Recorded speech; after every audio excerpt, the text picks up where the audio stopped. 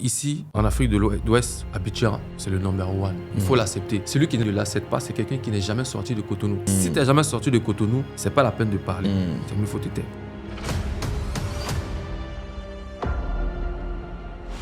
Quand on analyse tes réseaux, quand on analyse ton image, le personal branding de Jeff le Béninois, on a l'impression qu'il est très riche. À quel moment tu as commencé par avoir ce style de vie-là déjà? Les personnes que je prends, que j'encadre, je leur dis toujours que le meilleur exemple que je peux vous donner, c'est moi-même. En parlant de personal branding, ça te vend. Parce qu'on est dans un monde aujourd'hui où c'est l'habit qui fait le moine. Il faut savoir bien te vendre. Qui étaient les premières personnes que tu as côtoyées dans le showbiz? Junior Bombastic, Serge Defalé, Moula, puis Papa Ministre, Ahmed Chala, même à Salfo. On se connaît depuis, ça fait maintenant 25. Et la première fois que j'ai connu à Salfo, c'était en boîte de nuit.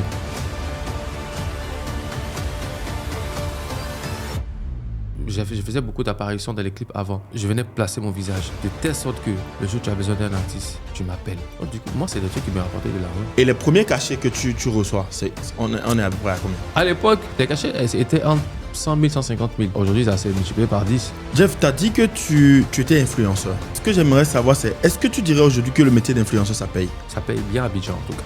Quand tu dis ça paye bien à Abidjan, un bon influenceur à Abidjan, selon toi, en partenariat, il gère combien par mois? Il y a des créateurs de contenu à Abidjan qui te font une vidéo à 3 millions, à 2 millions. Waouh! Oui. Et les gens payent.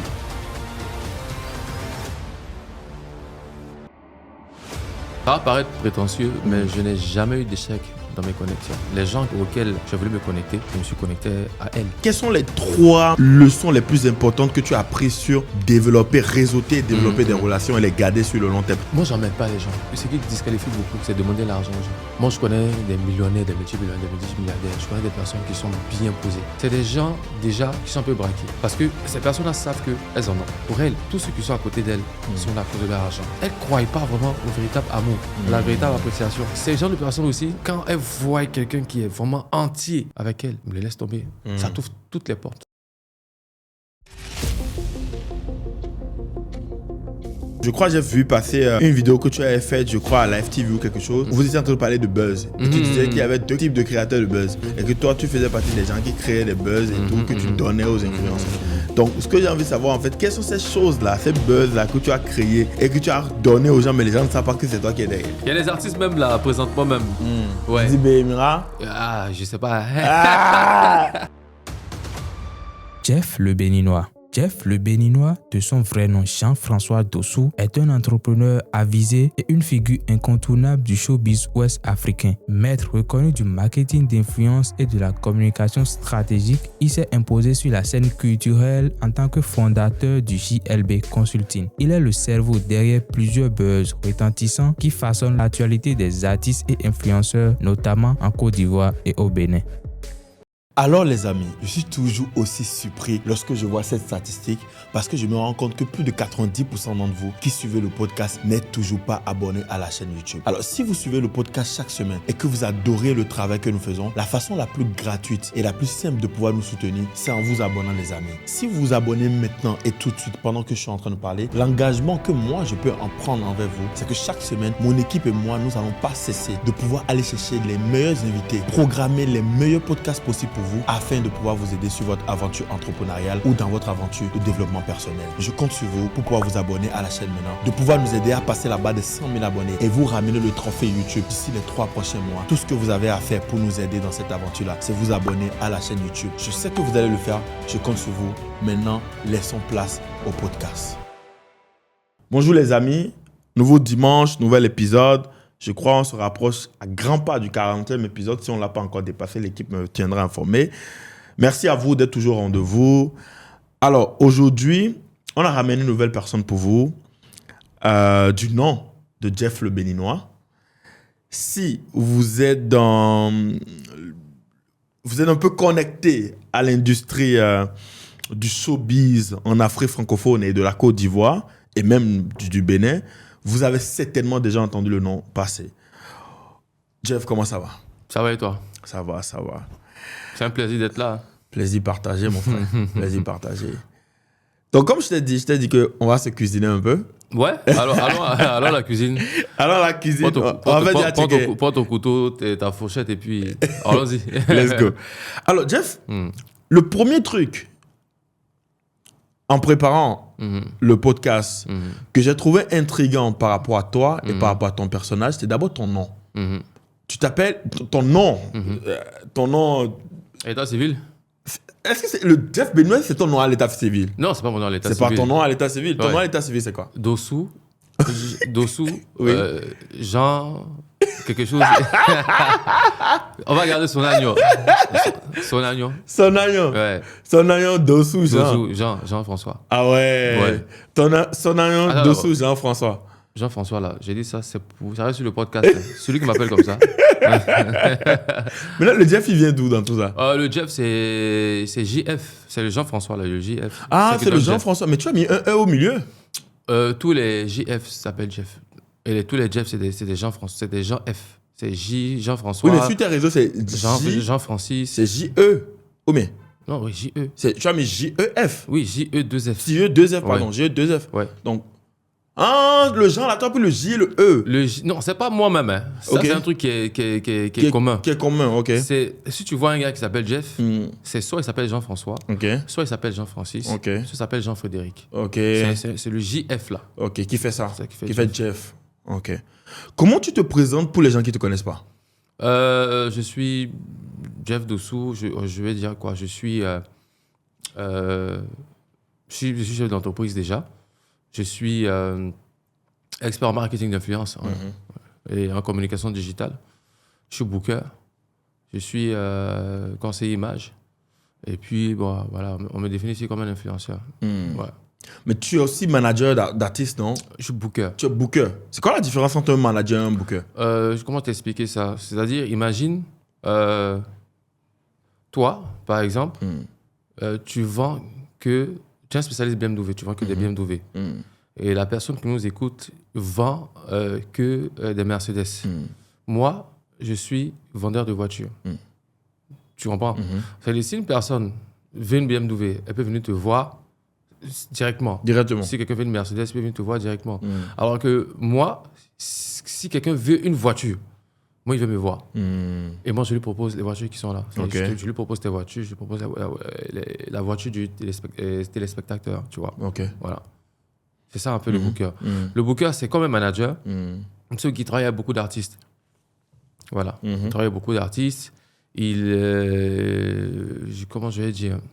Les gens passent par le booker pour avoir ces artistes, pour des shows, pour des événements et tout. Voilà, aussi simple. Ok. Donc, en fait, la plupart, les entreprises passent par toi pour pouvoir accéder aux artistes. Oui, il y a des entreprises qui passent par moi pour justement accéder aux artistes. Même les influenceurs, même des personnages publics, des leaders d'opinion, voilà. Et toi, tu prends ton pourcentage sur le cachet, ça? Exactement. Et je crois en Exactement. 2017, tu as fondé Ouais, GLB Consulting. GLB Consulting, Ouais. qui est l'entreprise, en fait, justement, qui gère ça. Ouais. Et GLB Consulting, donc, a quoi, 8 ans d'existence? En réalité, GLB Consulting a, je dirais même 11 ans. C'est en 2014 que je l'ai créé, mais j'ai commencé vraiment l'activité en 2017. En 2017. Voilà. Ok. Et donc, quoi, près de 10 ans, quand même, d'activité, si tu peux le dire. Ouais, 8 ans, mais minimum. officiellement, je dis officieusement, oui. Elle était créée, mais Ouais. ça bougeait pas encore et tout. Mais officiellement, je garde la date de 2017. De 2017. L'année L'année de 2017. Ouais. De 2017 à aujourd'hui, si tu dois présenter en quelques chiffres l'évolution ou ce que GLB Consulting a réalisé, tu dirais quoi, en fait? En matière de chiffres. En matière de chiffres, c'est-à-dire combien d'artistes ou d'influenceurs vous avez dans votre portefeuille, l'équipe, vous êtes combien de personnes, tu vois, chiffre d'affaires, ce genre de trucs. Si tu dois Non, présenter... bon, après, mon chiffre d'affaires, c'est des choses confidentielles. Ça, je ne vais pas le dire ici. Ok, vas-y. Mais je peux dire quand même que hier, c'est pas aujourd'hui. Il y a eu de l'évolution. Je pense que quand même, je suis une des plus grands bookers. des agences reconnues déjà en Côte d'Ivoire, même de la sous-région. Et puis, voilà, je pense que mon travail parle pour moi-même, en fait, parce que aujourd'hui, avec déjà la notoriété que j'ai, la petite notoriété que j'ai et la crédibilité, et les gens viennent vraiment vers moi parce que ils voient les résultats, en tout cas, tu vois, ils voient les résultats. Et je peux dire merci, que merci à Dieu. Voilà. Voilà. Alors, quand on parle de toi. Donc, premièrement, d'abord, la question que moi j'ai envie de poser par rapport au Jeff, là, pour vraiment bien finir avec le dossier du Jeff, d'où t'es venue l'idée de te dire je vais m'appeler Jeff le Béninois sur les réseaux Bon, après, je vais dire quoi? C'est un surnom que j'ai eu à l'époque, quand j'allais en boîte. C'est dès les années 2010. Voilà, c'est des DJ Boombastic, DJ Frankie Design, c'est des grosses têtes du showbiz. Et voilà, c'est le nom que j'ai eu. Ils t'ont donné ce nom, ça, ok. Voilà, c'est pas que tu t'es levé un jour, tu t'es dit, bon, je vais trouver un nom. J'ai choisi le nom. Ok. Mais eux, ils ont vraiment amplifié ça. Voilà. C'est eux qui ont vraiment révélé le nom. Qui ont chanté le nom, quoi. Voilà. Ok. C'était les premiers. Tu vois. La jeunesse, c'est parti par eux. Tu vois. Et c'est pour cette raison, tu penses que c'est moi qui ai choisi. Ok, de base. Voilà, c'est moi qui ai choisi Jeff le Béninois. Voilà. C'est moi qui l'ai choisi. Et donc, c'est à cause de cette com-là aussi, parce que beaucoup de personnes connaissent plus ton nom que ton visage. Tu es d'accord? Parce que ton nom, il a voyagé dans beaucoup de chansons, bien sûr, beaucoup de trucs et tout. Voilà. Il y a des pays, quand j'arrive, même au Cameroun, quand on me présente, je dis, voici Jeff le Béninois et tout. Je dis, tu vois. Donc, voilà. Le nom, vraiment, il a voyagé. Il a beaucoup voyagé. Voilà. Ouais. Et en fait, c'est ce que je disais que... C'est mon nom qui est grand, sinon je suis un petit monsieur. On va voir ça tout à l'heure. Alors... Donc, le nom, tu l'as choisi. Et ensuite, en fait, avec les collaborations avec les DJ, les artistes, etc., ça a été beaucoup popularisé et tout. Mais ce que moi, j'aimerais savoir, c'est...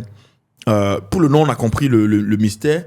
C'est quand on analyse tes réseaux, quand on analyse ton image, le personal branding de Jeff le Béninois, on a l'impression que il est très riche. Excuse-moi du thème. On a l'impression qu'il est très riche parce que on te voit, tu sais, moi, ça me fait penser un peu à quand je vois ton image, parce que c'est un truc que je suis depuis des années, mais surtout tu vas faire le travail d'analyser et tout, etc. Ça se rapprochait un peu de l'image de Jonathan Morrison à ses débuts.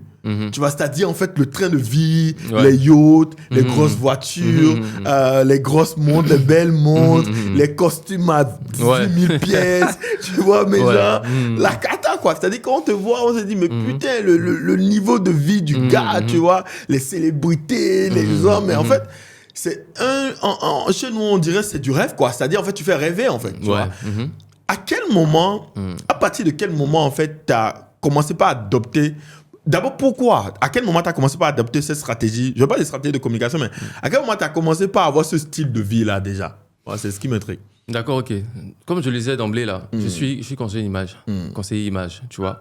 Et les personnes que je prends, que j'encadre, je leur dis toujours que le meilleur produit, le meilleur exemple que je peux vous donner, c'est moi-même. Tu comprends? Voilà. Ma vie n'est pas fake. Voilà, je sais saisir les bons moments et puis les mettre un peu en avant. En avant. Voilà, c'est aussi tout simple. C'est pas une affaire d'être riche ou pas. Souvent, il arrive que tu te trouves dans de bonnes occasions. Je veux dire que tu peux te trouver dans de bons chill, tu peux te trouver avec de bonnes personnes, de personnes de qualité et tout. Mais il faut saisir ton moment. Voilà, tu peux l'immortaliser en prenant une image, en prenant une photo, et c'est tout. Voilà, mais après, voilà, en parlant de personal branding, ça te vend. Parce qu'on est dans un monde aujourd'hui où c'est l'habit qui fait le moine. Voilà, je dis, c'est l'habit qui fait le moine. L'habit ne fait pas le moine, ça, c'est en Europe là-bas, peut-être, tu penses. Mais sinon, en Afrique, ici, c'est l'habit qui fait le moine. Donc, faut savoir bien te vendre. Faut savoir, comment on appelle ça, bien gérer ton image. Et en gros, c'est ça. Voilà. Tu dirais que le fait, selon toi, d'avoir très tôt commencé par gérer ton image comme ça, quels sont les impacts que tu penses que tu dirais que ça a eu dans ta carrière? Ça a eu beaucoup d'impact dans ma carrière dans la mesure où, déjà, en tant que booker, quand tu vois les sphères dans lesquelles j'étais, tu vois, non? Et quand on discutait de prix, il y a des prix, si un autre gars te le disait, tu as dit peut-être lui, il est fou, pourquoi il te dit des prix comme ça veut dire quoi, tu vois? Mais c'est les mêmes prix, moi je te l'ai dit, tu vas pas me dire, tu vas me dire, pardon, diminue. Tu comprends un peu? Mais pourquoi? C'est parce que tu as vu un peu mon image, tu as vu un peu dans quoi je suis, et c'est tout ça qui t'a influencé, tu comprends? Voilà.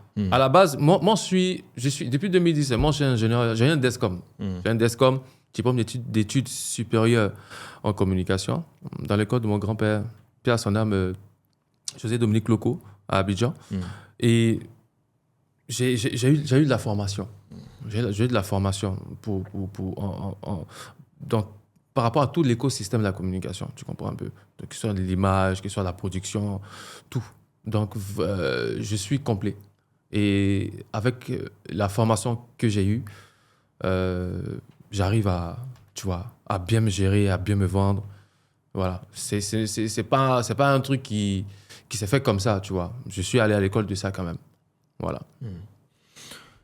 Alors, j'aimerais qu'on revienne un peu à tes débuts, avant d'aller plus en profondeur sur tes réussites professionnelles, les échecs, les anecdotes, etc. Quel est, en fait, on t'appelle Jeff le Béninois, mais quand on regarde bien de près, tu passes 95% de ton temps en Côte d'Ivoire, quoi. Ouais. À un point où, en fait, on t'a un peu Ivoirisé, tu vois. Dans le sens où les gens, à des moments donnés, je crois qu'il y a quand même dans les gens qui connaissent ton nom, qui te connaissent, etc., qu'il y a beaucoup de personnes qui doivent se dire, mais Jeff, le Béninois, finalement, c'est un Béninois ou c'est un Ivoirien? Parce que tu es tout le temps en Côte d'Ivoire, tu es tout le temps dans l'écosystème de la Côte d'Ivoire, du showbiz et tout. Et aussi, aujourd'hui, même ton accent, c'est un peu ivoirianisé, tu vois. Mais on sent un peu l'accent ivoirien dans ton truc. Alors, t'es un dossou, en fait. Ouais, tu vois. Tu me fais penser un peu à un DJ Miss que j'aurais appris qu'il est béninois. Il est bien béninois. Il est bien béninois, tu vois. Tu passes à un Willy Dumbo. Un Willy Dumbo, tu vois, qui est bien béninois. Oui. Mais en fait, c'est des gars, quand tu les vois, tu prends un Willy Dumbo, tu peux, même quand on te dit qu'il est béninois, tu veux pas accepter. Tu te dis, mais le gars, genre la Côte d'Ivoire, tu sens le côté ivoirien en lui. Moi, ce que j'aimerais savoir, c'est ta petite histoire au début. T'es né où? T'as commencé où? Et à quel moment tu es parti en Côte d'Ivoire pour la première fois? D'accord, ok. Bon, c'est pas que je suis parti en Côte d'Ivoire pour la première fois. Non, il ne s'agit pas de ça. Je suis né en Côte d'Ivoire. Ok, déjà. Je suis né à Treichville. J'ai grandi là-bas. J'ai fait tout mon cursus scolaire là-bas. J'ai tout fait là-bas, Côte d'Ivoire. Mon père était navigant. Voilà. Donc, lui, il était tout le temps parti Paris, dans ses vols et tout. Et nous, il ne venait pas forcément au Bénin. Voilà, il ne venait pas forcément... Ta mère est béninoise aussi? Ouais. Okay. Voilà, il ne venait pas forcément ici. Et voilà, donc nous, on a grandi là-bas. Le pays nous avalait un peu, tu vois. Mais quand même, on avait... on arrivait à avoir des petits moments pour venir au Bénin, tu vois. Mais après, j'étais tout petit, tu vois. Voilà. Mais sinon, je dis, j'ai tout commencé en Côte d'Ivoire. J'ai tout fait en Côte d'Ivoire. Et c'est pour ça que tu dis que, voilà, je suis un peu ivoirisé. Voilà, c'est normal. J'ai pas choisi ça. Ça s'est imposé à moi. Voilà. Mais depuis que moi, j'ai commencé à être, je dis, adulte, moi, j'ai décidé de revenir un peu dans mes racines, tu comprends un peu, pour me familiariser à la culture, pour connaître les villes, connaître des choses, connaître l'histoire du pays et tout, tu vois. Donc, depuis un moment, depuis des années déjà, j'ai dit, ça fait depuis 2010. Hein. Et quand la première fois tu as mis pied au Bénin? Je suis venu au Bénin, mais j'étais tout petit, je me rappelle plus. Je te rappelle. Mais officiellement, je dis que adulte, avec la conscience là. Je crois que je suis venu en 2009, la première fois. En 2009, je suis venu ici. Voilà. Ok. Voilà, j'avais ma tante qui était là, père son âme, Grâce Lawani. Et voilà, c'est un jour comme ça, elle fêtait ses 60 ans, je pense, et puis elle invitait toute la famille. Ceux qui étaient en Grèce, en Europe, en France, en Allemagne, au Gabon, partout, tout le monde est rentré. C'est comme ça qu'on s'est tous connus, on ne savait pas qu'on était cousins. Et j'ai vu que j'avais une magnifique grande famille. Et la chaleur, ici, j'ai kiffé le Bénin. Au premier moment, à mon premier voyage ici, mon premier séjour ici, j'ai kiffé. Parce que je voulais plus repartir. Et c'est resté marqué comme ça dans ma tête. Et quand je suis parti, j'ai dit, il faut que je revienne de temps en temps. Et voilà, ça a suivi son cours, quoi. Ok. Donc en fait, pendant que la plupart des gens croient, et dont moi aussi, on croyait que tu étais plutôt né ici et ensuite tu es allé en Côte d'Ivoire. Ouais, non, c'est plutôt le contraire. Tu es né en Côte d'Ivoire et ensuite tu es venu ici. Ouais. Ok. Et quand tu es venu ici, pourquoi tu n'es pas resté? Pourquoi tu t'es pas dit je veux rester ici, je veux me construire ici? Si tu aimes autant le pays. Non, après, tu sais, quand tu as grandi dans quelque chose, c'est pas facile de t'en séparer. Après, là-bas, comme je dis, quand j'ai adulte, c'est trop dit. J'étais jeune encore. Oui, tu es sous couvert de tes parents. Tu n'as pas venu dire que tu vas venir rester au Bénin juste parce que tu as kiffé le show. Non, c'est pas ça la vie. Il y a des choses encore plus sérieuses que ça. Mais à Abidjan, j'avais mes amis, j'allais à l'école. J'avais aussi ma base là-bas. Et puis, comme je t'ai dit, j'étais encore sous couvert, mes parents sont là. Je peux pas. Qui va s'occuper de moi ici? Tu comprends un peu, voilà. Voilà, donc c'est ce qui a fait que je suis pas venu ici. Ok. Ouais. Et tu as étudié en Côte d'Ivoire jusqu'au bac, jusqu'à l'université? Tout. Jusqu'à la fin de mon CP1. CP1 jusqu'à? À mon DESCOM. DESCOM, ça fait master, c'est ça? C'est ingénieur. 5 ans. C'est 4 ans. 4 ans. Après, j'ai un master 2 en communication digitale que j'ai fait à Nice. À Nice, là? Ouais, à Nice. Okay. Voilà. Et de là jusqu'à là, tu vois, j'ai fait tout à Abidjan. Tout à Abidjan. Ouais. Et aussi, c'est difficile parce que c'est à Abidjan que je commence à avoir mon nom. C'est à Abidjan que je commence à avoir ma notoriété.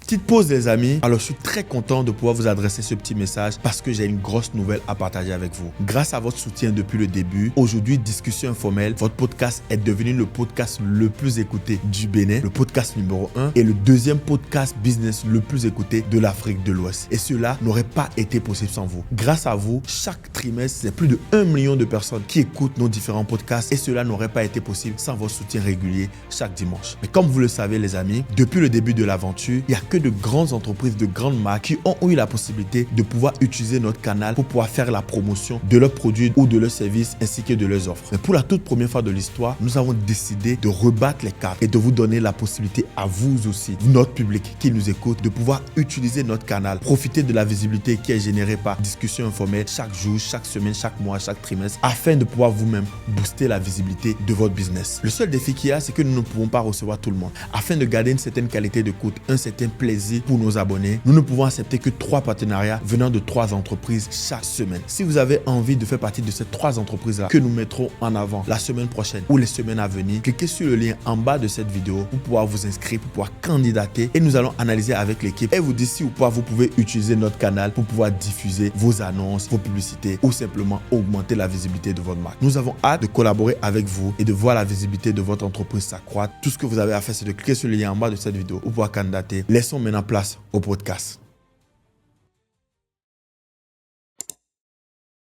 Je peux pas quitter quelque chose qui était en train de se construire et que je voyais. Je voyais déjà l'impact qui venait, tu vois. En tant que homme de communication, homme de médias, je voyais déjà les belles choses qui viennent et que je pourrais faire avec la notoriété qui était grandissante.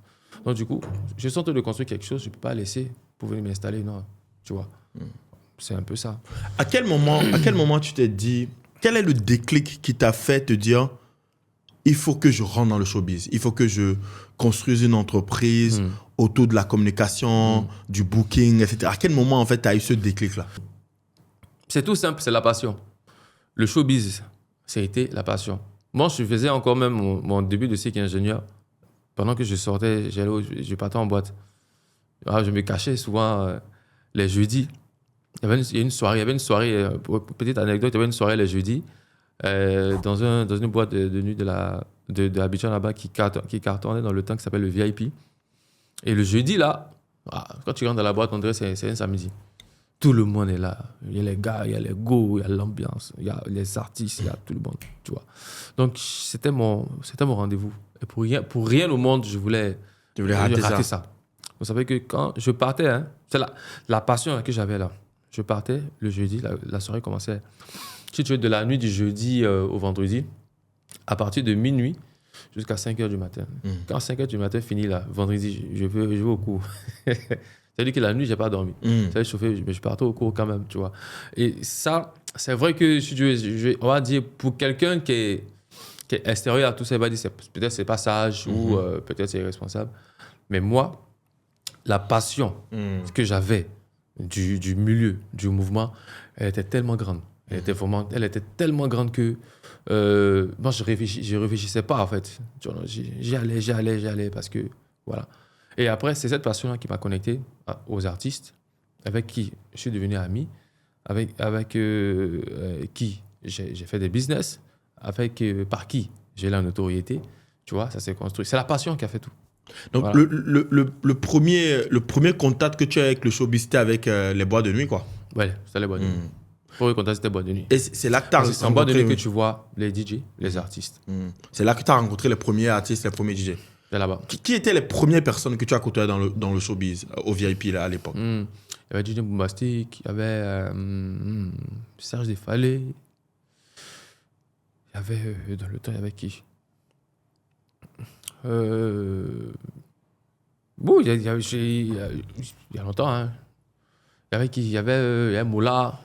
Voilà. Mais ça parle là, Moula, après, on est devenu très proches. On sortait ensemble, tout ça. Tous les gens de la Jet Set. Et puis, il y avait qui encore? Il y avait pas mal de personnes, en tout cas. Puis, il y a Papa Minis, Ahmed Chala. Même à Salfo. On se connaît depuis... Ça fait maintenant... ça fait 25 ans. 25 ans? 25 ans. Et la première fois que j'ai connu Asalfo, c'était en boîte de nuit.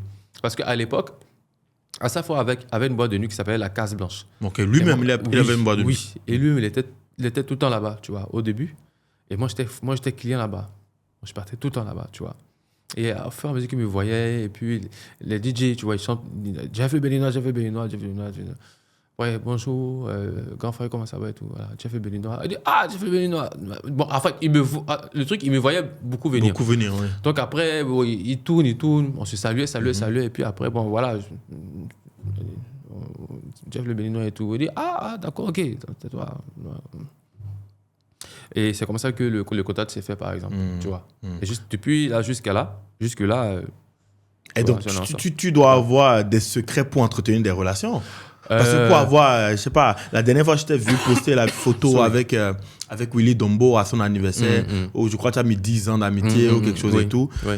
Quelles sont les 3 leçons les plus importantes que tu as apprises sur développer, réseauter, développer des relations et les garder sur le long terme? Parce que je dis ça, pourquoi? Parce qu'il y a beaucoup de personnes qui nous écoutent, qui sont entrepreneurs, qui ont un projet, qui sont des faiseurs et qui savent que réseauter et travailler avec des gens, collaborer avec des gens, c'est quelque chose qui est essentiel dans leur évolution.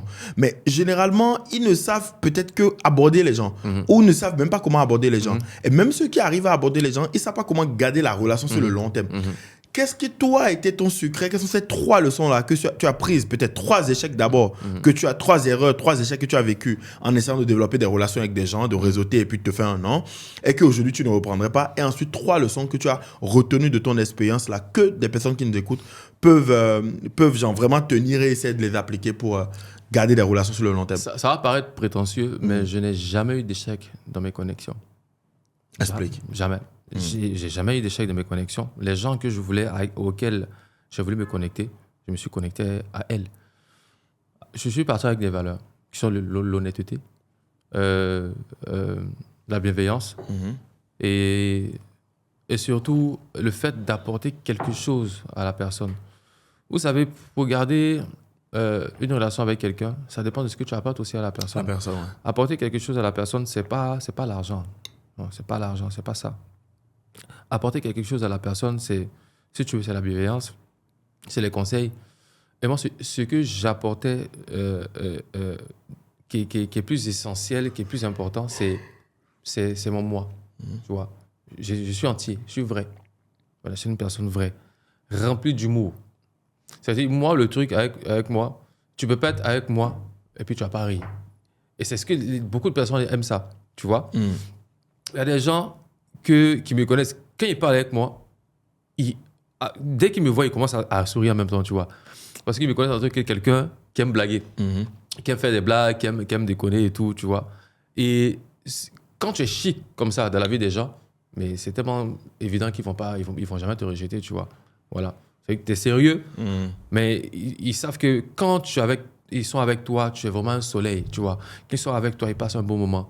Quand ils passent avec toi, tu leur apportes, tu vois, de la joie. Tu comprends? C'est un peu ça. Et businessment parlant, est-ce que tu avais des business que tu leur apportais, des trucs, des opportunités que tu leur apportais dans vos... Est-ce que vous aviez des collaborations professionnelles? Pour les artistes, je leur apportais comment on appelle ça? Des prestations. C'est tout. Ça, c'était pour les artistes. Après, même pour les DJ, quand il y a des anniversaires, des baptêmes, des mariages, je leur apportais des petites, comme on dit chez nous, les petits gombos. C'est tout, voilà. Mais c'est tout, hein. C'est tout. Ok. Et à quel moment tu te dis qu'au-delà de juste faire ça... Ah non, mais attends. On a dit 3 échecs. Tu as dit que tu n'avais pas d'échecs. Mais 3 leçons que tu as prises dans le fait de développer. Tu as dit avec Asalfo, par exemple, maintenant tu as développé une relation sur plus de 25 ans. Quelles sont les 3 choses-là, les 3 leçons-là que tu as prises dans comment développer un networking avec les gens, voilà, sur le long terme, que tu peux partager avec ceux qui nous écoutent? Moi, j'en mets pas les gens. Et c'est ce qui disqualifie beaucoup les personnes, les gens qui ont pu avoir de bonnes connexions. C'est ce qui les disqualifie beaucoup. Moi, je peux avoir un problème, sincèrement dit. Et ce qui disqualifie beaucoup, c'est demander l'argent aux gens. Moi, je connais des millionnaires, des multimillionnaires, des multimilliardaires. Je connais des personnes qui sont bien posées. Tu comprends? Moi, j'ai un bon réseau vraiment autour de moi. Que ce soit ici, qu'à Abidjan. Mais jamais j'ai demandé 5 francs à quelqu'un. Tu comprends un peu? Voilà. C'est pas dire que je suis super riche, j'ai pas besoin de... Non, j'ai besoin. Je peux avoir besoin. Mais je me débrouille vraiment à 100% pour trouver des solutions à moi-même, à mes problèmes. Tu comprends? Avec vraiment des personnes qui sont mais vraiment proches. Tu comprends? C'est-à-dire, si je me lève pour aller demander un service à une personne publique, une très bonne connexion, moi, je sais que la personne va m'aider. Parce que déjà, si j'ai j'ai de longues années de relation avec cette personne, et que cette personne-là sait que depuis 5 ans qu'on est ensemble, je ne lui ai jamais rien demandé, et que je viens de lui demander quelque chose là, ça veut dire que c'est sérieux, j'ai un problème. Tu comprends un peu? Et c'est comme ça. Aujourd'hui, les gens qui te connaissent, il faut même pas 1 mois, 2 mois. Il y a un problème d'ici, il y a un problème de ça. Tu peux peut-être aider la personne. La personne va revenir encore, j'ai un problème d'ici, oh, quand c'est comme ça, ça casse quelque chose. Voilà.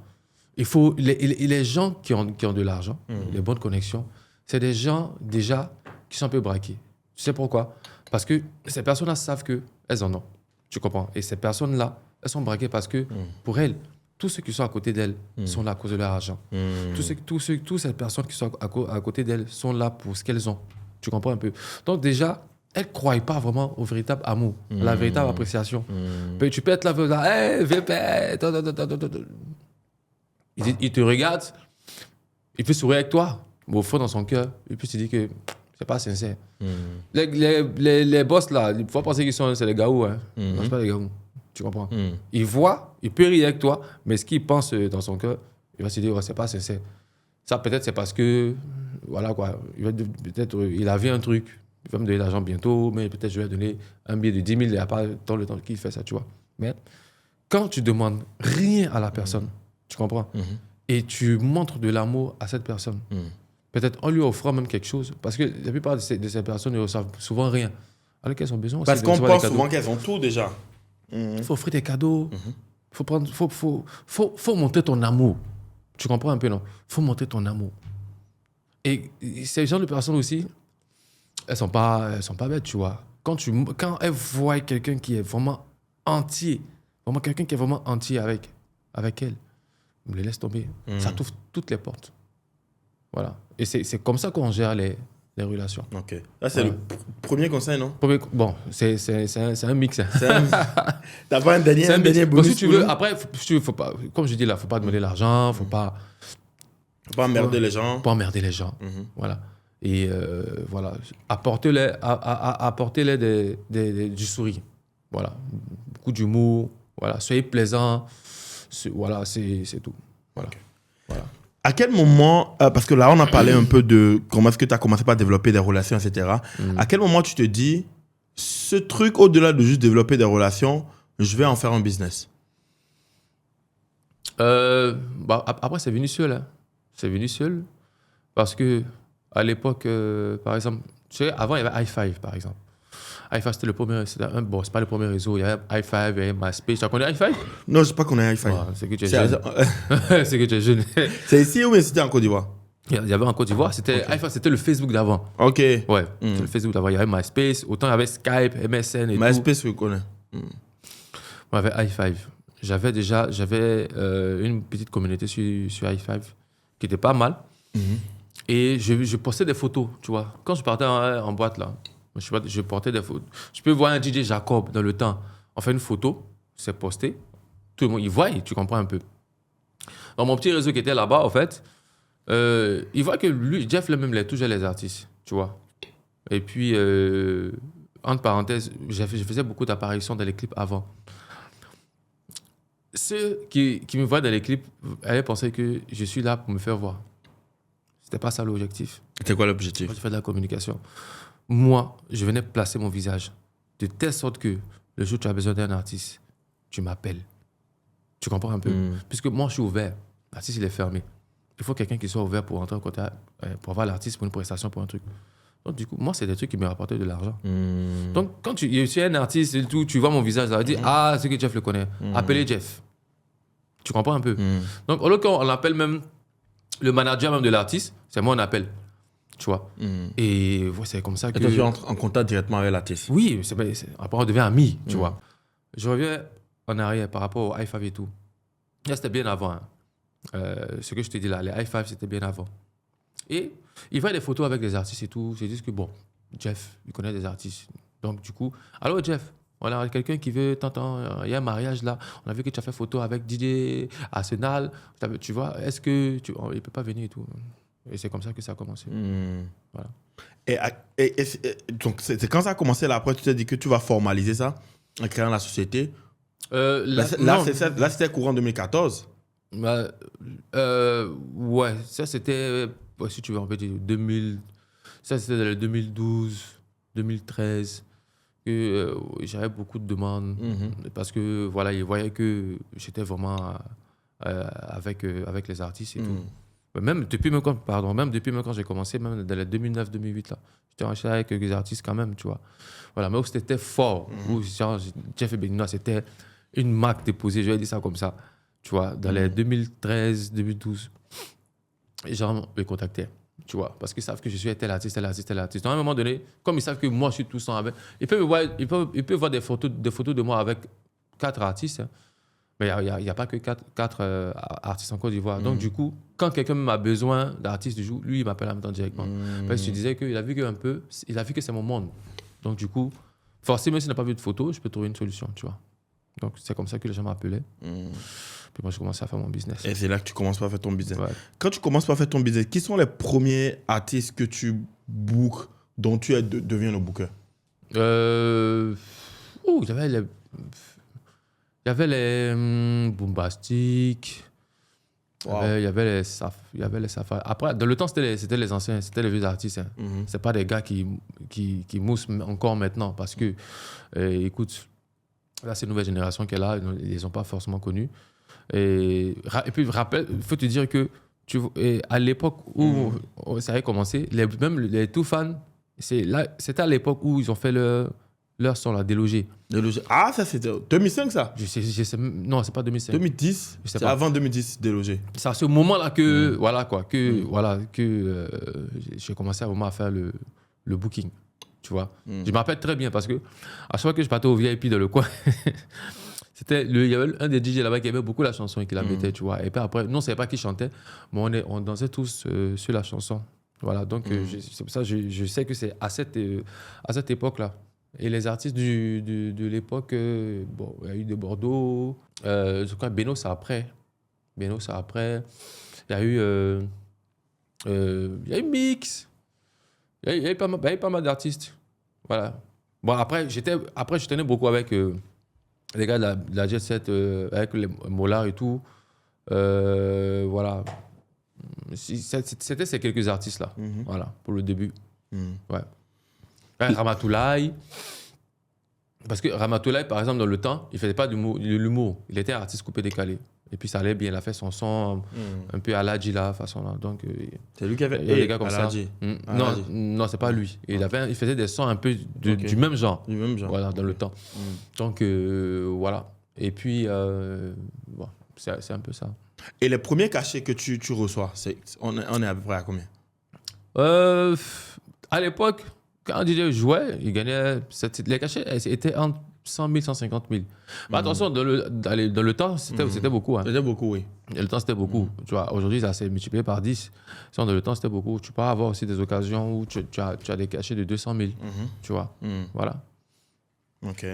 Et donc, quand tu commences par avoir des cachets comme ça, comment tu gères, comment tu montes une équipe en place? Qu'est-ce que tu fais en fait? Non, je faisais seul. Tu faisais tout seul? Ouais. Ah, tu n'as pas. Pour caler une prestation, tu n'as pas besoin de 10 000 personnes. Ça, c'est une seule personne qui le fait. Aujourd'hui, tu es tout seul? Non, j'ai une équipe. Mais je n'ai pas une équipe de booking. J'ai gardé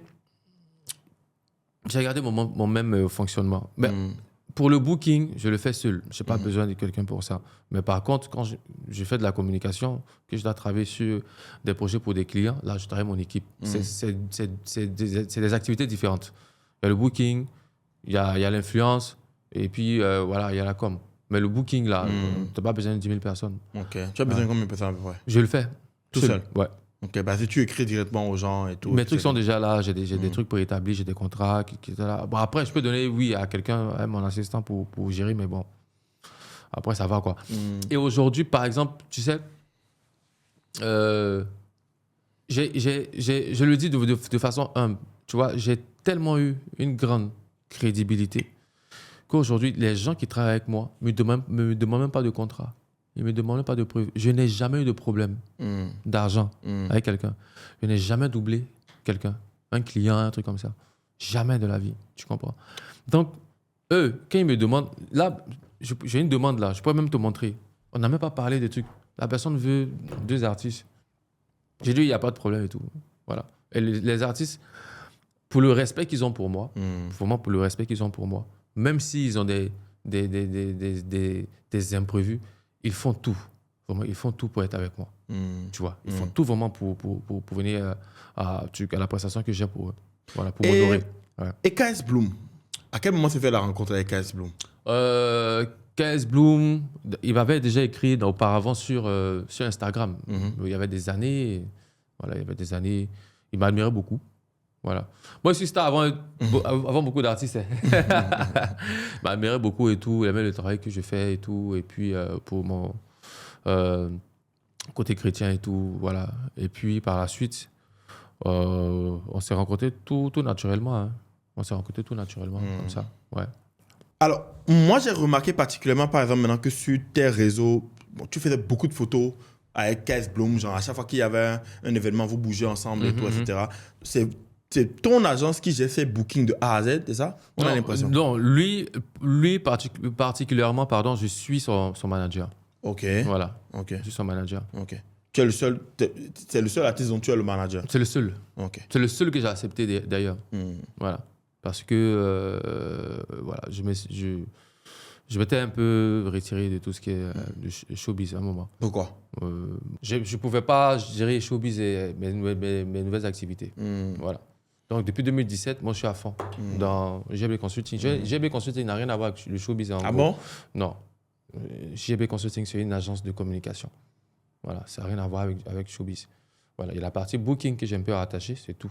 Ouais, sinon, je parle de management d'artistes et tout. Non, pas ça. OK. Voilà.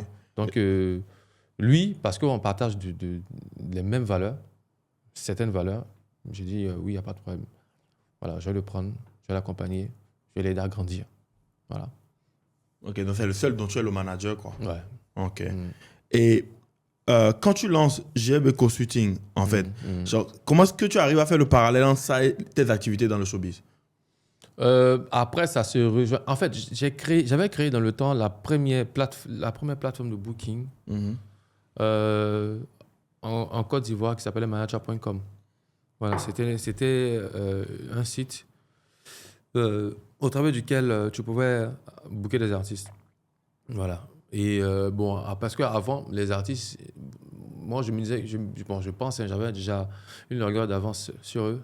par rapport à tout ce qui est communication parce que je trouvais ça un peu bizarre qu'il n'y a pas de contact en fait pour avoir un artiste.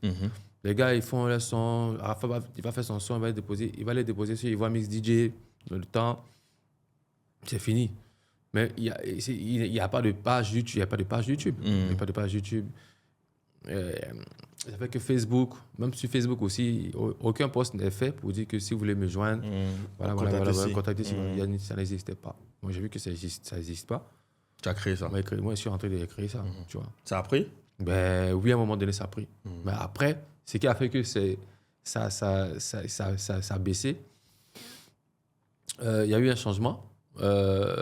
Les artistes même, ils ont commencé à avoir des comptes YouTube, un peu, ils ont commencé à se battre sur les vues de YouTube. Chacun voulait avoir 1 million de vues parce que YouTube a commencé à être un peu à la mode, tu vois.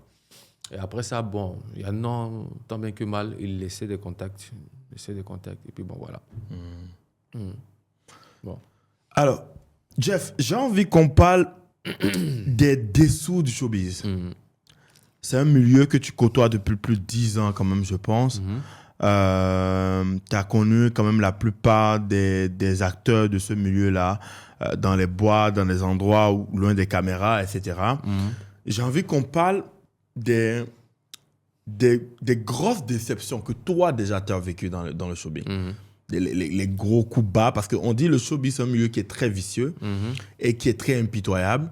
Toi, ça fait longtemps que tu es dedans, tu as survécu quand même, mais je pense que tu as quand même eu des balles, tu as quand même eu des attaques, tu as quand même eu des moments où tu étais un tout petit peu quand même déçu par le milieu. Ouais, après, où j'ai été déçu, c'est d'abord la jalousie des gens avec qui tu fais le même boulot, avec lesquels tu as le même monde. Mais la jalousie, là, il n'y a pas pourquoi. La jalousie, c'est la sorcellerie. La jalousie, c'est la sorcellerie de la ville. Voilà, c'est la sorcellerie de la ville. Quelqu'un va te voir, il brille, tu brilles. Lui, il est fâché parce que tu brilles plus que lui. Tu comprends? Et j'ai eu des gens comme ça. Oh, je me rappelle à l'époque, quand j'ai acheté ma première voiture, qu'est-ce qu'ils n'ont pas dit? Ah, lui, là, il est bon, désolé, hein. Il est PD.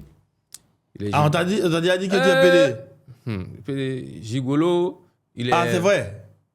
Il est béninois, donc il fait médicaments, il boit le sang. Ils vont toujours trouver des choses à mettre sur toi. Et quand j'ai acheté ma première voiture, c'est des trucs comme ça qu'ils disaient.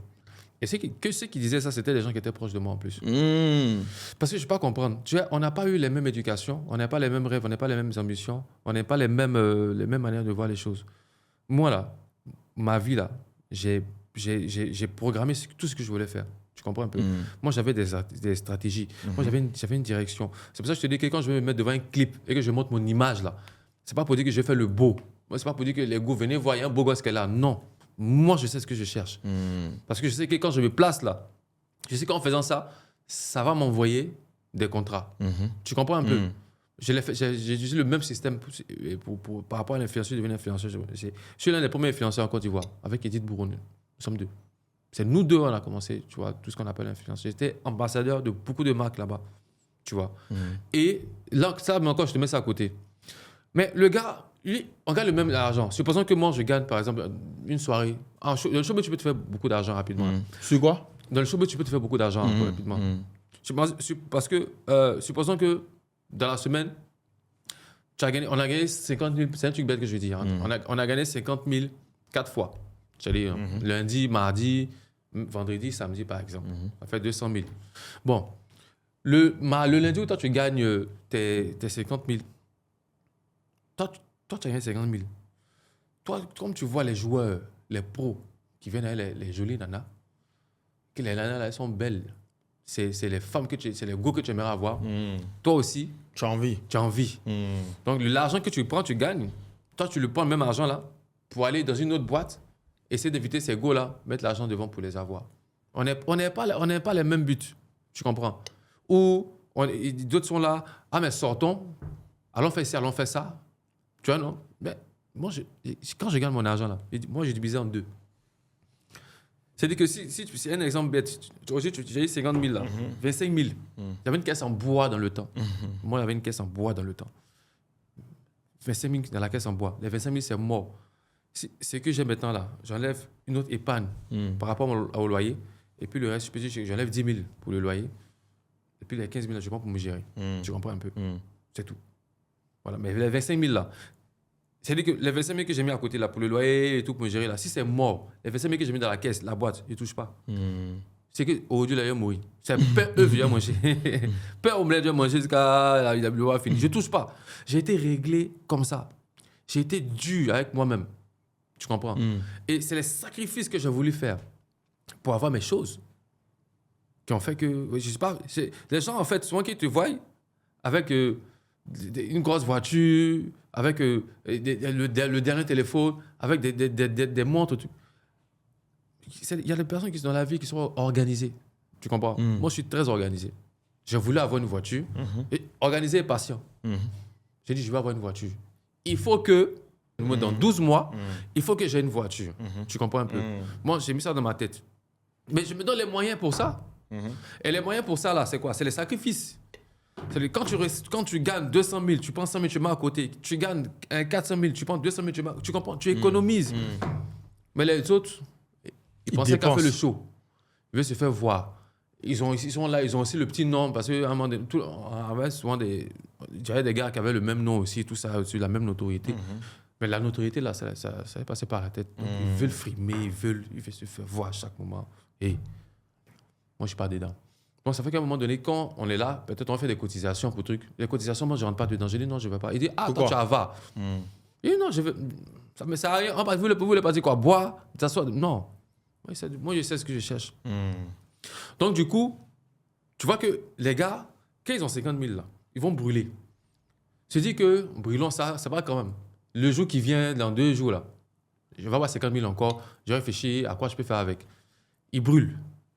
Il attend encore le jour. L'argent, ça vient rapidement, tu vois. Donc, je dis que demain, tout ce qu'il va mettre à demain. Et puis, bon, voilà. Ils sont là, ils restent là, misérables. Et quand toi, tu achètes ta voiture, ils sont jaloux. Ils se disent que c'est pas normal. Tu as dû faire quelque chose de bizarre pour avoir la voiture. Alors que tu as fait des sacrifices, tu t'es organisé et tu as été patient. C'est que eux, ils n'ont pas de leur valeur. Et comme toi, tu t'appelles Jeff le Béninois, on croit que c'est parce que tu fais des trucs mystiques. J'ai fait on appelle ça les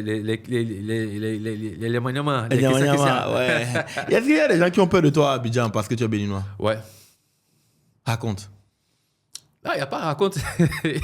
mais comment tu le vis? C'est-à-dire, est-ce que c'est quelque chose que tu utilises à ton avantage? Non. Moi, je fais rien à quelqu'un. Moi, je suis chrétien. J'affirme... Donc, quand je dis à ton avantage, je sais que tu es chrétien. Attends, non, avant. Voilà. Je ne vais pas dire maintenant. Maintenant, non. Mais avant, dans le temps... oui, les gars avaient peur. Ouais, les gars avaient peur. Parce que je prenais le malin plaisir de leur dire... Tu vois, je les menaçais, quoi. Et toi, là, tu ne me connais pas. Il peut te faire quelque chose tout de suite. Pardon, Jeff. Pardon, tu vois. Ouais, je prenais ça un peu pour les trucs parce que je savais que voilà quoi, ils ont peur, j'ai un peu peur de... Oh, tu blaguais hein. Non, je blaguais. Mais c'était plus avant. Plus avant. Voilà. OK. Mais pourtant ça c'est eux hein. C'est eux qui pensent comme ça. Sinon, j'ai jamais dit que je fais ci ou je fais ça. Non, souvent moi-même je blaguais même, tu vois. Mais après avant en même temps dans le temps quand même, les gens avaient peur de Béninois quoi, tu vois. Non? Voilà. Et si tu es béninois, faut pas avoir affaire à un béninois. Voilà quoi. Bon. Depuis, parce qu'il y a une polémique là-bas qui s'est soulevée par rapport à. Bon, je ne sais pas si je peux le dire. C'était par rapport à Doug Saga, paix à son âme. Mais il y avait un truc qui était soulevé par rapport à un béninois, quelque chose là. Je sais pas. Bon, bref, je pense que. On va zapper ça. Qui lui aurait fait quelque chose, ça? Qui lui aurait fait quelque chose? Qui lui aurait fait ça? C'est une rumeur. C'était une rumeur. Voilà quoi. Donc, après, les gens, ils ont un peu spéculé dessus. Puis bon, voilà. Je pense que celui-là, un peu, c'est un peu parti, quoi. Voilà, d'avoir peur des Béninois. Jeff, on va toujours continuer avec les anecdotes. Les anecdotes les plus folles que tu connais sur des artistes ou des personnalités du showbiz en Côte d'Ivoire et en Afrique de l'Ouest. Anecdotes Pas public, mais que tu peux nous donner ici.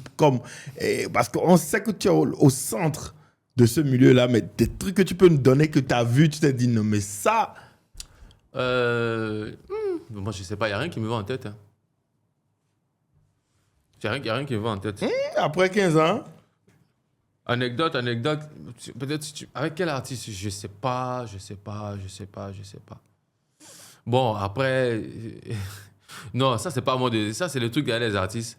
Et ça, c'est les artistes même. Ces anecdotes-là, je ne suis pas vraiment le sujet principal, tu vois. Oui, je parle des coulisses, les coulisses du showbiz. C'est quoi ces trucs-là que j'avais vu? Vas-y. Ok, par exemple, la dernière fois, je crois que j'ai vu passer une vidéo que tu avais faite, je crois, à la FTV ou quelque chose, et on te demandait... vous étiez en train de parler de buzz. Et tu disais qu'il y avait deux types de créateurs de buzz. Et qu'il y avait ceux qui faisaient les buzz et donnaient ça aux influenceurs. Et les influenceurs ou les artistes eux-mêmes qui créaient leur propre buzz. Et que toi, tu faisais partie des gens qui créaient des buzz et tout, que tu donnais aux influenceurs. Donc, ce que j'ai envie de savoir, en fait, quelles sont ces choses-là, ces buzz-là que tu as créés et que tu as donné aux gens, mais les gens ne savent pas que c'est toi qui es derrière. Non, mais ça, c'est vraiment confidentiel, je ne veux pas dire. Mais sinon, quand même, il y a des... Voilà. J'ai eu la grâce de créer des buzz, mais des buzz bien montés. Voilà, voilà quoi. C'est fait de telle sorte que tu peux pas savoir que c'est un buzz, tu vois, parce que tu seras forcément plongé dedans. Et voilà quoi. En parlant, j'ai l'art de construire ce genre de choses. Voilà. Mais tu peux nous donner je l'ai fait pour beaucoup d'artistes. Non, mais après, on va savoir, mais bon, c'est... Un seul exemple. Il y avait le buzz de Zota qui était... Dans le temps, il y avait le buzz de Zota qui était resté en France. Zota là-bas. Zota qui danse là. Ouais. Ça a fait un grand truc. Qui a été resté en France. Oui, genre elle est partie en France et ils l'ont pas retrouvée à l'hôtel. Parce que c'était le pion principal de Serge Beno. De Serge Beno, oui. Bon, c'est comme si ça n'est plus là. C'est que Serge Beno, c'est compliqué parce qu'il danse et tout. Voilà. Et il y avait des artistes... Mais bon, je peux pas. Il y a des artistes même là, présentement même, mais bon, voilà. Ouais. Didi Mira. Je sais pas. Il y a des artistes. Oui, des révélations. Ouais. Imagine. Non, mais vraiment, je peux pas. Je peux pas en parler. Sinon, il y a deux grosses têtes, par exemple, du coupé décalé. Deux grosses têtes même. Coupé décalé ou rap ivoire? Non, je vais parler d'abord coupé décalé. Il y a deux grosses têtes. Rap ivoire, il y a quelqu'un, mais je peux pas dire son nom aussi. Coupé décalé, il y a des gars. Il y a des bon buzz même. Ouais. Imagine, on apprend maintenant que tu nous dis maintenant que le buzz entre Imra et Didi B, que c'est toi qui as créé ça. Qui va dire ça? Il dit, supposons que tu nous dis ça maintenant. Non. Ça pourrait être intéressant, hein? Non, mais imagine que au fond, c'est un buzz, tout ce que les deux là ils font. Et que c'est pas la vérité. J'ai dit, imagine si c'était le cas. Pas forcément que c'est toi qui l'as initié. Tu penses comment le public se sentirait? Et qu'on apprend que les deux dînent ensemble. Ouais, mais ça a cassé quelque chose. Ça a cassé quelque chose. Oui, c'est moi. C'est clair que ce qui crée, comment je vais dire, ce qui crée l'engouement auprès des deux, c'est la petite griffe rivalité là qui existe. Donc, s'il n'y a plus de rivalité, il y a plus de game. Il y a plus de... Voilà quoi. Le game, c'est mort. Tu vois. Voilà. Donc, même si c'était, comment je vais dire, un buzz, ça ne sortirait jamais. Voilà. Tu penses que les deux se voient en cachette? Non. Ou il y a l'animosité à un niveau où ils n'ont qu'un rapport? Non, ils ne se voient pas. C'est sérieux, c'est une guerre. Une guerre sérieuse. Ok. Tu n'as pas d'autres anecdotes à partager avec nous? Non. Alors, on va parler un peu de tes galères. Ça fait 8 ans que tu es dans le business de l'entrepreneuriat. Quels sont les 3 plus grandes galères, 3 plus grands moments challengeants que tu as vécu? Oh, il y avait une époque. Bon, je ne vais pas dire une époque, il y avait un temps. Il y a des périodes comme ça. Il y a une période où je n'avais pas de contrat. Pas parce que j'étais mauvais. Non, rien à voir. Mais j'en avais pas. Et c'était un peu chaud. Il y a aussi, comment je vais dire, une autre époque où j'ai passé, je crois, près de 6 mois, hein, sans réelle entrée. Contrat. Ouais, sans réelle entrée. C'est tout, hein. Et comment tu t'es géré dans une période où tu passes 6 mois sans rien rentrer? Ah, mais écoute, tu peux déprimer, ça dépend. Après, à la fois, tu pries un peu, tu demandes à Dieu de réparer les choses. Si tu as fait quelque chose qui n'est pas bien, ou tu as été maladroit, vraiment, tu demandes pardon, quoi. Sinon, vraiment, voilà, tu peux pas comprendre, tu vois. Ouais. Tu penses que toi, tu avais fait quelque chose pendant cette période-là? Non, je pense pas. Non. Non, me fais rien. Tu avais géré quelque chose et puis... Non. Elle t'a suivi. Non. Non. Jésus. Mais bizarrement, après ces périodes-là, Il y a toujours de meilleurs trucs voilà, après. exactement. C'est ce bizarre. que je dis. C'est vraiment ce qui est bizarre. J'ai eu j'ai eu des bons trucs quand même. Voilà quoi. Ok. Et la période où, j'ai parlé des 6 mois là, et tu sais que c'est à la fin de l'année, de décembre, cette année-là, en décembre là, c'est en décembre, il faut que je lui dise. J'ai dit, j'ai fait 1 an. J'ai fait un an, c'était vraiment pas bon. De janvier jusqu'à novembre. C'était vraiment pas bon. Et c'est en décembre, là, j'ai signé un truc qui a fait mon année. Tu comprends un peu? J'ai eu des deals. J'ai rattrapé mon année avec un seul mois, tu vois. Bon, c'est un truc qui arrive. Et ce mois-là, tu dirais que tu as fait à peu près combien de chiffres? À peu près une intervalle. Intervalle. Il y a les parents au village là-bas. J'ai dit, il n'y a pas l'argent. On parle beaucoup de chiffres ici. Beaucoup les parents. On parle beaucoup de chiffres ici. Ah, juste intervalle. Je sais, non. L'intervalle même là, le point A, je vais te dire même, ça m'arrange pas déjà. Laisse Comment? tomber. C'est Bon, combien? ok. Intervalle de 2 millions à 30 millions. Et voilà là. C'est quoi les 2 millions à 30 millions là? C'est l'intervalle. C'est trop large, non? Ah, mais c'est l'intervalle. C'est l'intervalle. Non, 5 millions d'intervalle. Hein? 5 millions d'intervalle entre les deux. 5 millions. L'intervalle entre le point A et le point B. Non, je dis pas. Tu veux pas nous livrer les choses? Oh, qu'est-ce que tu nous fais comme ça? Il dit pas. Qu'est-ce que tu nous fais comme ça? Moi, je parle jamais de chiffres, je parle jamais d'argent. Ah bon, pourquoi? Non. Aïe. Si c'est pour parler de voilà de ce qui peut rapporter un business, je te dirais. Mais moi, ce que je gagne, bon, j'en parle pas. Après, c'est pas parce que j'en parle pas que ça veut dire que je gagne beaucoup. Ça n'a rien à voir. Mais voilà. Alors, je me dis que une chose pour laquelle quand même tu as dit que tu es reconnu et pour laquelle tu as dit que tu donnais des conseils, c'est être conseiller en image. Pour quelqu'un aujourd'hui qui essaie de construire son image, sa marque personnelle, pour pouvoir voilà, avoir plus de relations, faire marcher son business, etc.,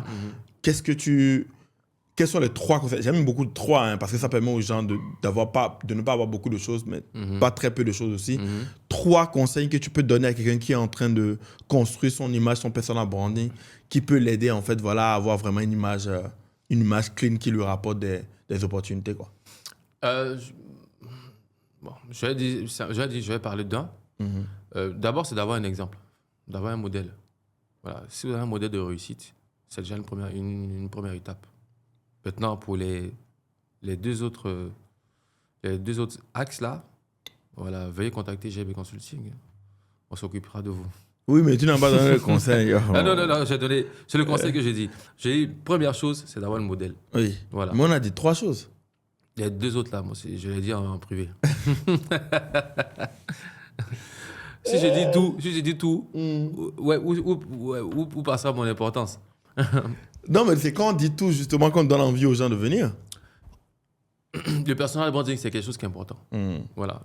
Et puis, le personal branding, c'est pas pour les stars. Il faut que les gens arrêtent de penser que développer son personal branding, c'est pour les stars. Non. Le personal branding, c'est créer une image. C'est montrer une meilleure version de vous. Voilà. Et lorsque vous avez la meilleure version de vous auprès de vos clients, auprès d'un public, c'est tout à votre avantage. Parce que quand on te voit sous ta meilleure version, tu attires. Tu attires et les gens sont séduits. Voilà. Tu peux être séduit par ta manière de parler, t'habiller, de raisonner et par d'autres choses aussi, voilà, sur lesquelles on travaille. en fonction de comment on appelle ça, la personnalité de la personne, du client. Jeff, on se tire vers la fin du podcast. Et généralement, quand on se tire vers la fin, il y a des questions que j'aime poser sur des sujets que je n'ai pas pu aborder, histoire de brosser les autres sujets que je n'ai pas pu aborder. Le premier sujet que j'ai envie d'aborder, c'est le sujet de l'argent. Quelles sont, selon toi, les 3 plus grosses erreurs que tu as commises sur l'argent, sur la gestion de l'argent? Moi, c'est un bon béninois. Hein? Je suis un bon béninois. Hein? En fait, d'argent, je sais... je cherche, je ne vois pas. Sincèrement, comme je te l'ai dit, moi, je suis quelqu'un qui a été dur avec moi-même. Parce que quelqu'un qui te dit qu'il épargne de l'argent, il a commencé à mettre de l'argent dans une caisse en bois et qui ne touche pas, parce que cet argent-là est destiné à ses objectifs. Il faut savoir que moi, gérer l'argent, et si c'est gérer l'argent, je sais gérer l'argent. Si tu as quelqu'un qui ne sait pas gérer l'argent, il faut me l'envoyer. Je vais lui apprendre à gérer son argent. Oui, donne-nous les conseils ici maintenant. Ok, donne 3 conseils sur comment gérer l'argent. Je te donne un conseil simple. Gérer l'argent, sachez séparer vos besoins de vos envies. Sachez séparer vos besoins de vos envies. Aujourd'hui, si tu veux boire, par exemple, je vais dire un vin, d'abord, ça, c'est pas un besoin. Ça, c'est une envie. Débrouille-toi à gérer d'abord tes besoins. L'eau, comment on appelle ça? T'habiller, manger et te soigner. C'est les besoins primaires, là. Il faut gérer ça d'abord. Maintenant, c'est vrai, on a forcément souvent besoin de se faire plaisir. Mais quand tu te fais plaisir, il ne faut pas aller dans l'exagération. C'est-à-dire, tu veux boire du vin. Selon tes revenus, prends un vin qui coûte, par exemple, 10 000 ou 5 000, par exemple, au lieu d'aller prendre un vin qui coûte 40 000, 50 000, ou d'aller prendre une bouteille de champagne.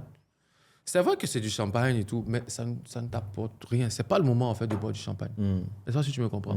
Donc, tranquillement, si tu veux, peut-être, prends un truc qui ne coûte pas cher. Si tu veux satisfaire une envie, prends un truc qui ne coûte pas cher. Tu fais, et puis débrouillez-vous. Il y a un truc que j'ai dit aux gens. Débrouillez-vous à ce que chez vous, là, ça soit un jardin d'Éden. Si tu équipes chez toi, tu as tes fauteuils, tu as ta télé, tu as ta PlayStation, tu as ton Internet, tu veux quoi d'autre? Tu comprends un peu? Ça, c'est la base. Et c'est un truc qui fait économiser. Parce que quand chez toi, il y a tout, ça t'empêche de sortir. Et par-dessus tout, imagine, tu as une bouteille de vin. Tu peux appeler un ami, vous êtes devant l'appli, vous jouez. Parce que, en plus, les dépenses, ça se trouve dehors. Si vous sortez, vous allez dépenser. Il n'y a rien à faire. Parce que vous sortez, vous croisez des gens. Vous allez voir un gars là-bas qui dit « Ah, tonton, tanti, j'ai mal à la dent. » Vous allez donner un 2000 là-bas. Vous allez garer dans un parking, donner quelque chose là-bas. Vous allez passer devant une boutique, vous allez voir un vêtement qui vous plaît. Vous serez tenté de l'acheter, alors que ce n'était pas une dépense prévue. Voilà. Et de l'extérieur, en fait, il y a beaucoup d'appâts à l'extérieur. Donc, le truc, c'est de faire de chez soi un jardin d'Éden, comme je dis, où il y a tout. Tu as l'essentiel, tu seras plus tranquille et ça te fait économiser. Voilà. C'est un peu ça. Troisième conseil. Le premier, c'était quoi déjà? On a dit privilégier les besoins. Deuxième, rester chez soi. Et puis, troisième, les gars, doser sur les goûts. Hein? Voilà. Comment? Explique. Hein? Comment? Explique. Quand tu as une femme, tu comprends un peu, tes fonds sont concentrés, déjà. Parce que la femme, déjà, je pense que peut-être si tu viens, elle, les mêmes besoins, la nourriture, tout ça, c'est à la maison, tu vas l'acheter un petit truc et tout. Voilà. Mais imagine ce que tu fais pour elle, là. Tu l'as fait ça pour 5 personnes. Ça t'épuise. Je ne sais pas si tu me comprends. Ça t'épuise. Non seulement en matière d'énergie, mais par rapport au temps, et puis par rapport à la disponibilité. Tu vois, tu dois avoir du temps pour le numéro 1, tu dois avoir du temps pour le numéro 3, tu dois donner de l'argent là-bas, tu dois donner de l'argent là-bas. Donc, soyez discipliné. Donc, je vais dire que numéro 3, Discipline sexuelle. Explique. Je vais expliquer quoi. Discipline sexuelle, arrêtez. Faut pas chercher les femmes. Tu as une femme, reste avec elle. Tu comprends? Plus tu as de go, plus tu as dépensé. Et plus tu as de go, plus l'argent là. Ça suffit pas. Non, ça n'a pas suffi. Et ça sort. Tu vas pas pouvoir économiser, tu vas pas pouvoir te réaliser. Tu comprends un peu, non? Donc, prenez une go, mettez-vous à elle, c'est bon. Voilà. Et sachez privilégier vos besoins par rapport à vos envies. Et puis, voilà quoi. Le truc, c'est à la maison. Voilà. Faites un truc à la maison. Ça c'est économique. À toi à la maison. Parce que ce qui fait que tu as sorti, c'est l'ennui. Ce qui fait que tu allais voir une femme, c'est l'ennui.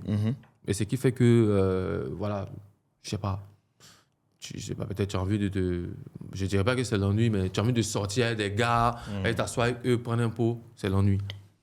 Si l'ennui, là, tu réussis à le briser, tu comprends un peu?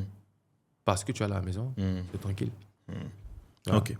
Jeff, tu as dit que tu étais influenceur. Tu es influenceur aussi. Ce que j'aimerais savoir, c'est est-ce que tu dirais aujourd'hui que le métier d'influenceur, ça paye? Ça paye bien à Abidjan, en tout cas. Abidjan, je sais pas. Abidjan, ça paye.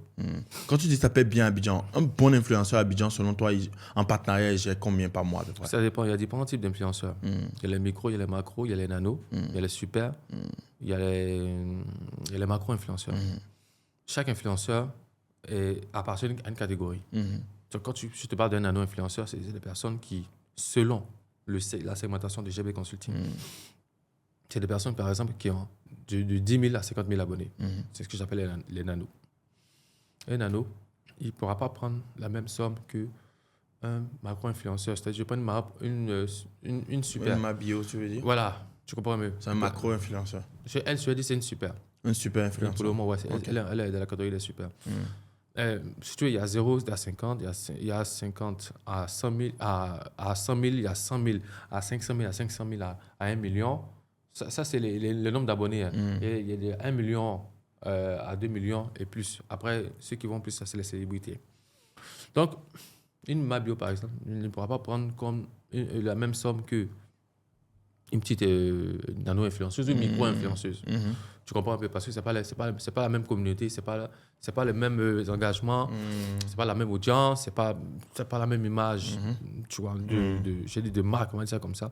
Il y a des critères, tu vois. Mais ceux qui gagnent bien, en tout cas, à partir de macro-influenceur, tu gagnes bien. En tout cas, quelqu'un qui a un cumul d'abonnés après 500 000, ça va. Ouais. C'est-à-dire, il a 300 000 abonnés, 200 000 abonnés sur Instagram, 300 000 sur TikTok. Tu as gagné à peu près combien quand tu dis ça? Genre pas catégorie, à peu près en moyenne.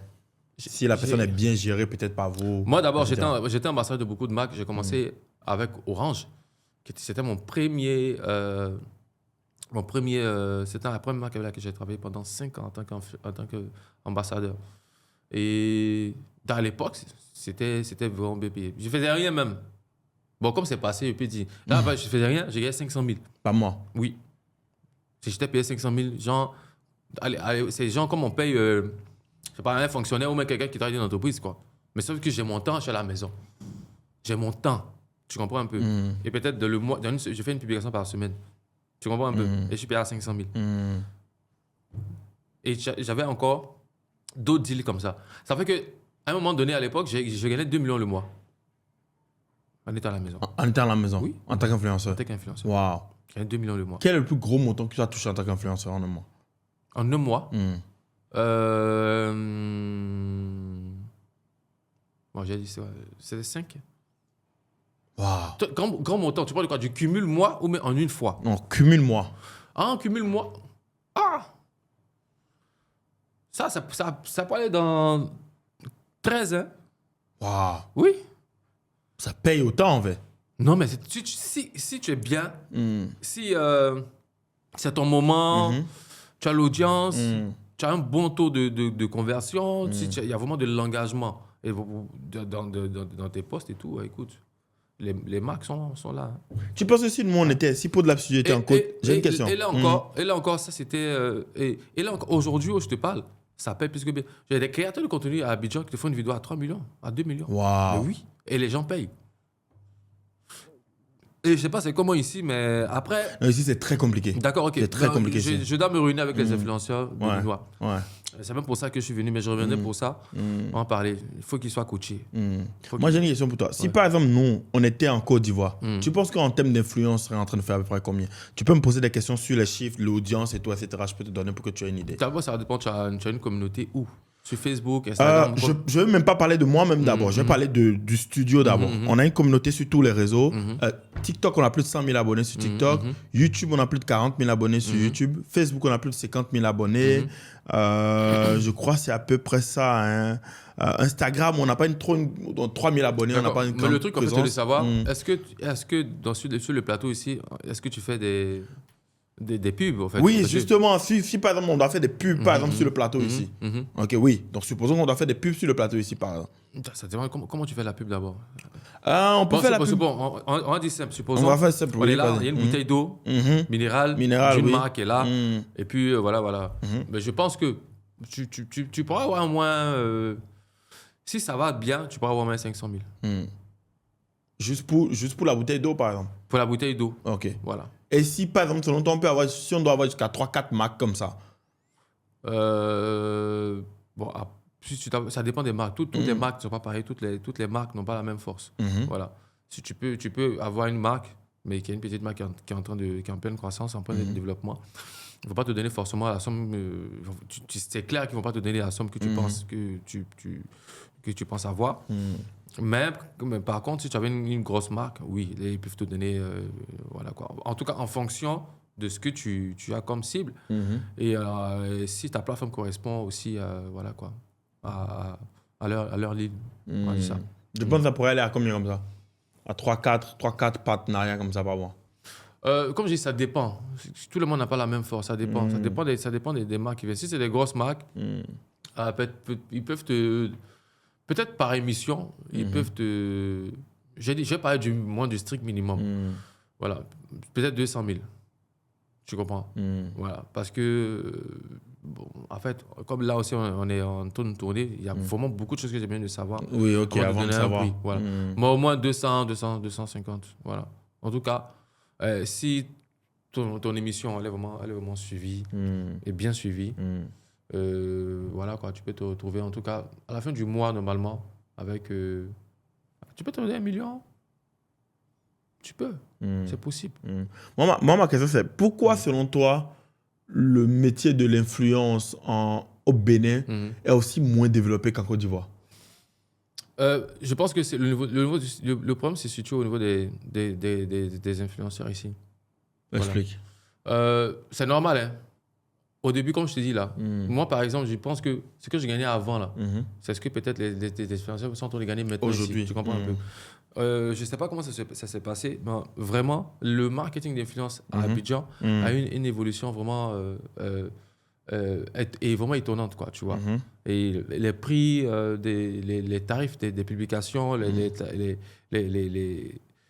quotations pour les créations de contenu sont montées. Parce que je pense que, pour ma part, hein, les marques aussi ont dû voir l'importance et les chiffres que donne l'influence. En tout cas, que les chiffres qu'on gagne sur le digital. Et je pense que c'est par rapport à la prise de conscience de ces chiffres-là, je vais dire, de l'impact, tu comprends un peu, non, qu'il y a sur les réseaux sociaux, que voilà, ils sont considérés. Et puis bon, voilà. Après aussi, il y a des créateurs, il y a les influenceurs, et puis il y a les créateurs de contenu. Les créateurs de contenu, après, il y a le travail qu'ils font derrière, tu vois. Par exemple, là, ce que tu es en train de faire là, c'est de la création. Il y a les caméras qui sont là, il y a beaucoup de choses qui rentrent en cours de compte. Donc, tu n'as pas forcément donné la même cotation qu'un gars, par exemple, qui est en train de faire un truc en vidéo selfie, tu vois, un peu. Ouais, c'est un peu ça. Donc, je pense que les créateurs ou si tu veux les influenceurs qui ont voulu se bonifier en utilisant d'autres accessoires, tu vois, pour rendre encore leurs vidéos plus excellentes. Plus professionnelles, tu vois. Plus professionnelles, on va dire aussi. Voilà. Je pense que c'est tout ça aussi. Ils ont fait monter leur tarif. Et puis, bon, voilà. À un moment donné, si le gars, il est bon, tu es obligé de travailler avec lui, tu vois. Donc, si tu dis que ouais, c'est ce qu'il faut pour qu'il fasse de la création de contenu pour toi, bah, écoute, tu vas y aller. C'est un peu ça. Merci, Jeff. Ouais. Jeff, on est à la fin du podcast. Waouh, on a quand même fait du temps. Je crois qu'on a fait plus d'une heure 30, quelque chose comme ça. Quel est ton mot de fin? Quel est ce message-là que tu as envie que les gens retiennent un peu de toi? Jeff le Béninois, mais qui est devenu ivoirien. Voilà. Non, Jeff le Béninois. L'entrepreneur, l'influenceur. Qu'est-ce que tu veux qu'on retienne? Je suis quelqu'un de passionné. Je suis quelqu'un qui... là, je suis revenu au Bénin. Et pour ce que je vois, en tout cas, je vois le Bénin grandir. Parce que je pense que le Bénin mérite. Et le Bénin, déjà, en une très bonne phase. Tout ça, et les choses ont déjà bien démarré. Et il faut que les fils et les filles du pays, que chacun puisse apporter sa pierre, tu vois. Moi, je pense avoir, en tout cas, beaucoup de qualités, beaucoup d'armes, et puis beaucoup même de pierres, tu vois, pour pouvoir bâtir quelque chose ici, pouvoir accompagner aussi le développement du Bénin. Et voilà, je suis là. Malheureusement, ici, le problème, en fait, c'est que le Bénin, il y a les gens ne réalisent pas qu'ils ont des pépites à l'extérieur, tu vois. Alors que là, où on est en train de partir, c'est le moment d'appeler tous ces gens. C'est le moment de leur donner de la place ici.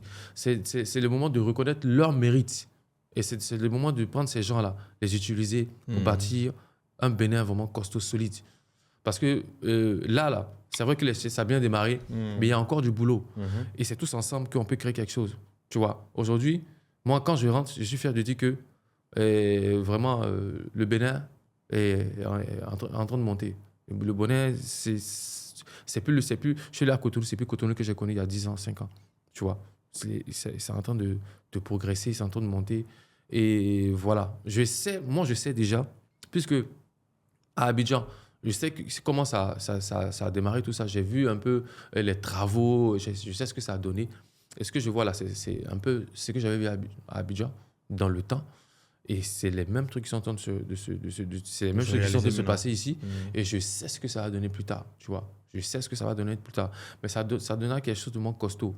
Sur le plan des infrastructures, du tourisme, de la culture, de tout ce que tu peux, tous les axes, les autres axes qui sont autour là. Ça peut donner ça si tous les enfants du pays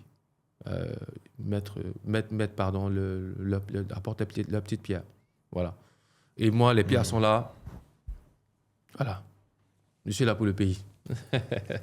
Merci, Jeff. C'était un plaisir d'avoir partagé ce moment avec toi. Je pense que le message sera entendu. Pas beaucoup de Béninois, beaucoup d'Ivoiriens et beaucoup de personnes, de Béninois de la diaspora aussi.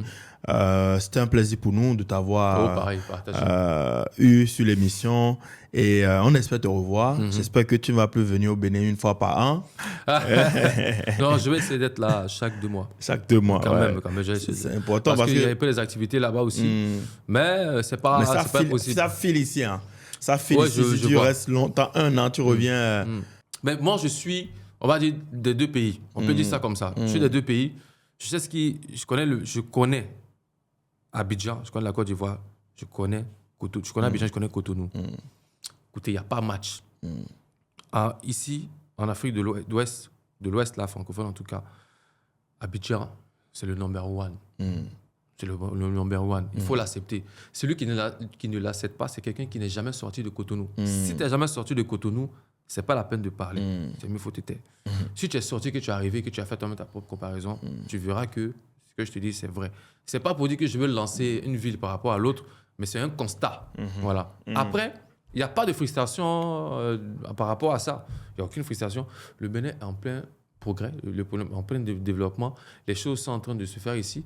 Mais moi, je sais que je serai étonné dans 10 ans. Moi, dans 10 ans, je sais comment le Cotonou, je sais comment le Bénin sera dans 10 ans. C'est déjà en tête. Parce que ce que j'ai vu là, qui a commencé, je sais ce que ça donne. Vous voyez, je sais ce que ça donne. Ça sera magnifique. Et je serai très heureux que quand, par exemple, un Ivoirien un Malien, c'est-à-dire que veut sortir de son pays, qu'il n'est pas seulement la destination Abidjan, mais qu'en matière de positionnement, le Bénin quand même puisse être quand même premier ou deuxième en matière de destination touristique, par exemple. Ça, c'est mon rêve. Voilà. Merci, Jeff.